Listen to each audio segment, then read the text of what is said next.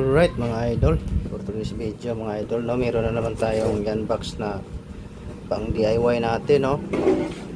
So ito mga idol ay isang cordless na milk tank ang kanyang brand.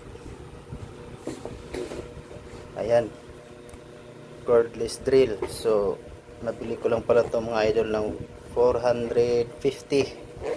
So napakamura na ngayon ng mga gamit mga idol pang DIY, no. So tingnan natin. So dito pa lang mga idol, oh, quality. So hindi siya mumurahin na ano, klaseng cordless. Ayan mga idol yung kanyang charger, 50 to 60 Hz to 40 volts. So 12 volts lang pala to na may 1 ampere. Okay.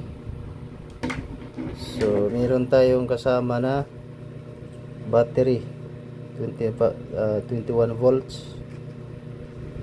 So quality naman mga idol, oh. Kasi meron akong impact wrench na ang brand ay Kilat. Okay naman, nabasa nga lang kaya nasira yung kanyang battery. So inaayos ko na lang.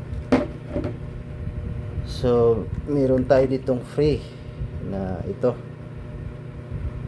Ayan, oh. So may free siya mga idol, no. Meron akong isang drill pa rin, pero hindi siya cordless mga idol. Meron siyang cord. Kaso ang nakapangit doon mga idol, mabigat, tapos nasisira yung screw. Siguro ito hindi siya nakakasira ng screw, no. So medyo may kabigatan mga idol, oh. So hindi siya magaan.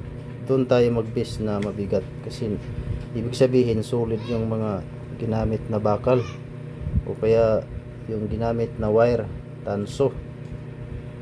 So ito yung napili ko mga idol kasi ito ang pinakamura.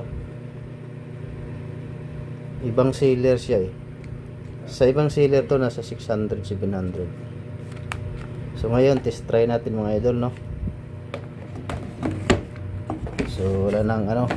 So alam naman natin yung mga manual, hindi na natin yan binabasa mga idol. So ito yung kanyang free. Ayan, size.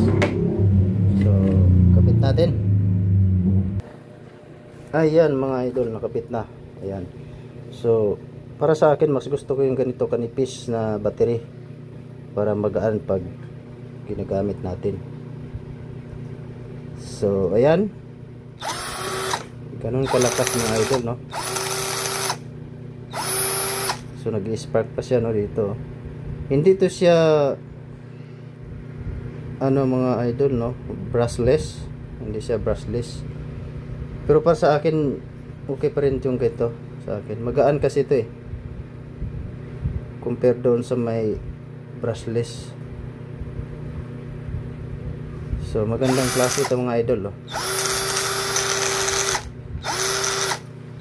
So hindi siya ganun kalakas, hindi gaya doon sa cordless. Hindi siya gaya doon sa corded ko. Nasisira kasi lagi yung mga screw ko doon. So ayan mga idol, no. So pag i-press mo siya ng mahina din ang takbo, ang ikot niya. Pero pag ganoon, so may control ka. So dito, ayan, meron siyang mabilis at saka mahina.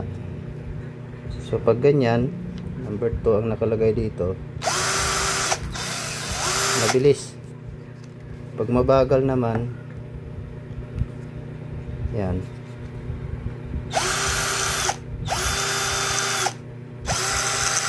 So ang pagkakaiba niya,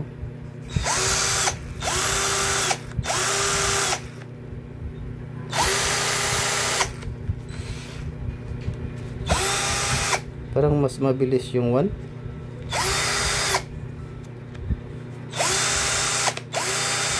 Parang mas torquey yung itong number 2.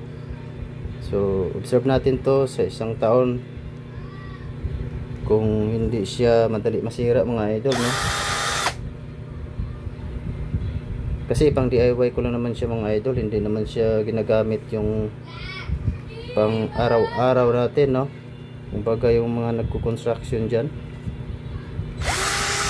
Kaya ang binibili ko talaga yung mga mumurahin lang na mga gamit, kasi hindi naman pang araw-araw na gamit. Hindi naman ako construction worker, pang DIY lang ko lang to mga idol, para sa bahay. Pag may ini-install ako, nagwa-wiring ako sa bahay, kailangan ko to para mabilis yung trabaho. Alright, siguro hanggang dito na lang mga idol, no? Kasi yan lang naman ang free niya,